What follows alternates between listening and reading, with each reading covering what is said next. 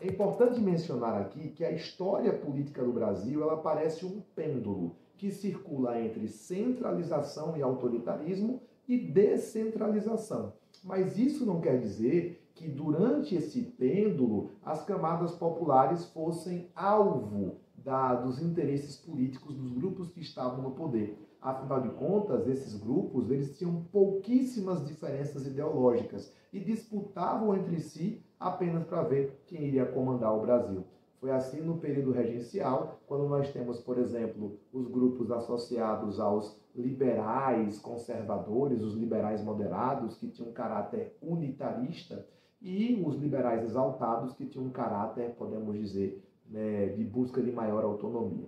Mas adiantemos o nosso assunto.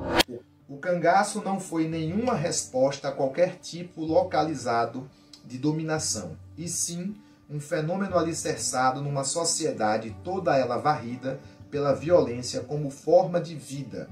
A violência do cangaço não apareceu como resultado da violência dos senhores rurais, e sim que uma e outra faziam coro a um sistema de vida coletiva indissociável da violência. Gilberto de Melo Kujalski. O cangaço, ele é antes de tudo um fenômeno social, e esse fenômeno social tem como principal característica a violência. Bom, é claro que ele poderia ser movido também por questões econômicas, mas não só por isso. O cangaço ele era caracterizado por uma estratégia de ataques furtivos, principalmente povoados e cidades de pequeno e médio porte. Eles evitavam ao máximo o combate direto, com forças muito maiores do que eles. Ou, por exemplo, atacar cidades maiores que pudessem oferecer uma resistência que eles não teriam condição de enfrentar. Seus ataques eram rápidos e se aproveitavam da geografia da caatinga, do sertão, para se esconder, atuando principalmente nas divisas dos estados de Pernambuco, Alagoas, Bahia e Sergipe. É também verdade que os cangaceiros contavam com uma ampla rede de informações, de indivíduos que eram chamados de coiteiros, que além das informações oferecia para eles abrigo, local para abastecimento, alimentação, cuidado dos feridos e até um descanso nos tempos de grandes perseguições.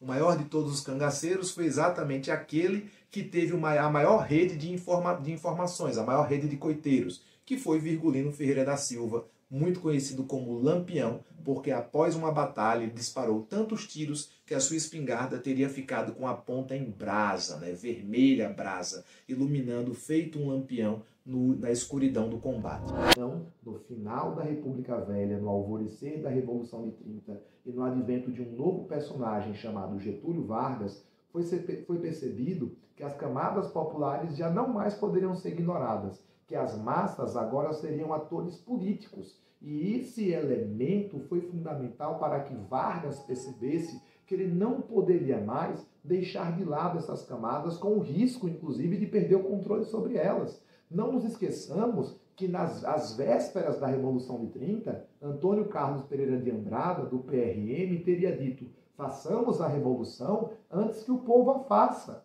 E aí, naquela oportunidade, a classe dominante brasileira assume o comando da Revolução de 30 para se rearticular e se manter no poder. Um filósofo e político camaronês chamado Achille Mbembe, ativista inclusive, defende que a partir dessa lógica de controle, o Estado ele se comporta de tal maneira que ele decide qual corpo deve viver e qual corpo deve morrer. A partir desse momento, Achille Mbembe classifica essa prática como necropolítica. E isso se manifesta de uma maneira qual, da forma que o Estado e as suas instituições agem e reagem para com determinados indivíduos. Por exemplo, o indivíduo branco comete uma ilegalidade, é tratado de determinada forma, como, por exemplo, um determinado indivíduo que supostamente estaria embriagado e que supostamente estaria em alta velocidade e que participa de um acidente que vitima uma determinada pessoa. Ele mata essa pessoa. E esse indivíduo que dirigia um carro de luxo, luxo é simplesmente liberado, sem sequer ser conduzido para fazer o bafômetro. Do outro lado, você tem a ação das instituições policiais nas comunidades periféricas, especialmente nas favelas, que já vitimaram cerca de 400 pessoas só esse ano, a grande maioria dessas pessoas de origem afrodescendente. Então, que balança desajustada é essa? Por que aparentemente o Estado se manifesta de maneira muito mais violenta com negros do que com brancos? Por que isso acontece? Para Kili Bembe, isso é uma evidência da necropolítica. Olha, no primeiro reinado e no segundo reinado, logo após a independência, quando a gente cria o Estado brasileiro, o imperador, tanto Dom Pedro I como Dom Pedro II, ainda tentou estimular algumas escolas no Brasil, mas ainda assim muito restrita à elite. A mudança de fato começa em 1920, quando surge um movimento chamado Movimento Escola Nova, que fabrica uma cartilha apoiada por educadores e intelectuais, muitos deles liderados por Fernando Azevedo e Anísio Teixeira. Sim, o cara que trouxe para cá a escola construtivista, o cara que criou o movimento Escola Novista, o cara, inclusive, que inspirou o nome do INEP, a instituição que organiza o Enem. Bom, esse movimento acreditava que uma democracia de verdade só se constrói com uma educação popular, popular e gratuita, uma educação popular e universal. E apesar das suas intenções, essa educação não acaba sendo concretizada. As universidades que são criadas nesse momento, a Universidade do Rio de Janeiro em 1920 e a Universidade de São Paulo, a USP, em 1934, ficaram restritas ao público basicamente dominante, a galera que tem a grana, o pessoal que tem muito dinheiro. A população, a maior parte das pessoas no Brasil ainda restrita ao campo, a maioria delas analfabetas. Toda a cultura tem o seu valor e quando você simplesmente julga uma cultura a partir dos seus valores, você está cometendo um equívoco que nós chamamos de, anota aí, etnocentrismo. Por exemplo, os europeus, quando vieram nas expansões marítimas e invadiram o continente americano, eles julgavam a cultura dos povos nativos, dos povos originários, como algo inferior, inclusive tratando ela de maneira completamente genérica. Ou seja, os europeus estavam ali cometendo etnocentrismo, que você já deve ter encontrado em provas de vestibular, em livros acadêmicos, com o termo de eurocentrismo. Essa prática, por exemplo, vai se estender por todo o processo colonizador, vai chegar no século XIX e até hoje temos resquícios dessa prática quando a gente, por exemplo, julga que a produção cultural dos povos europeus e até mesmo dos norte-americanos seria melhor ou mais aprimorada que a nossa produção cultural. E eu já lhes antecipo que isso está completamente errado. Cultura não tem valor, pessoal. Cultura é inestimável. Até porque, como determinar o valor de uma identidade ou de uma particularidade? Qual o elemento que vai definir qual seria o valor daquela cultura ou qual é o elemento que definiria, por exemplo, como essa cultura deve ser representada?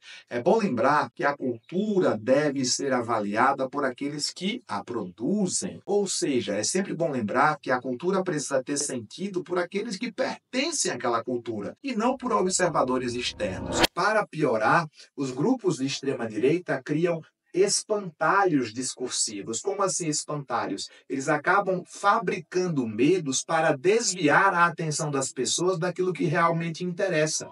Como, por exemplo, a ideia de que há uma grande conspiração LGBTQIA+, para destruir a família. A ideia que, de algum modo, os comunistas estão controlando o sistema financeiro e estão usando o Estado para controlar a vida das pessoas. Só que esse discurso nada mais serve para enfraquecer as instituições e criar um cenário de representatividade, porque no momento em que o Estado e as instituições governamentais se enfraquecem, sobra os interesses de grandes corporações que usam muitas vezes figuras de extrema-direita para garantir os seus interesses privados. Então, meus caros, o cenário é muito mais profundo, não há dúvida a respeito do que está por vir. Cada vez mais a extrema-direita tende a crescer, não só na Europa, como nos Estados Unidos e também aqui no Brasil. Apesar do PT ter chegado ao governo, ele não chegou ao poder. Observe que as figuras ao qual ele se aliou são exatamente as figuras que vão contribuir para derrubá-lo e criar espaço para a chegada de figuras como Temer, Eduardo Cunha e Jair Messias Bolsonaro, com seu discurso liberalizante e especulativo, um programa econômico voltado completamente para a especulação financeira, que agrada uma entidade fantasmagórica chamada mercado às custas da população.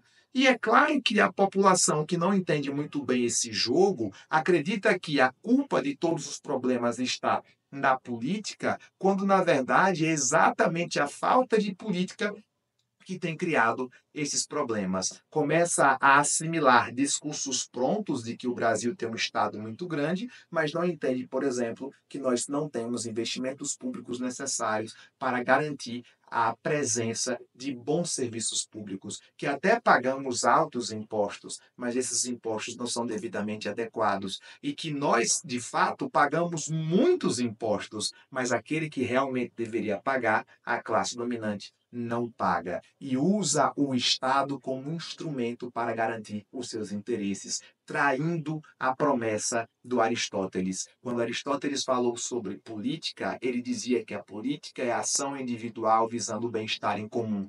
O que é feito no Brasil é que a política é utilizada como uma ação individual para garantir interesses pessoais e prejudicar o bem comum.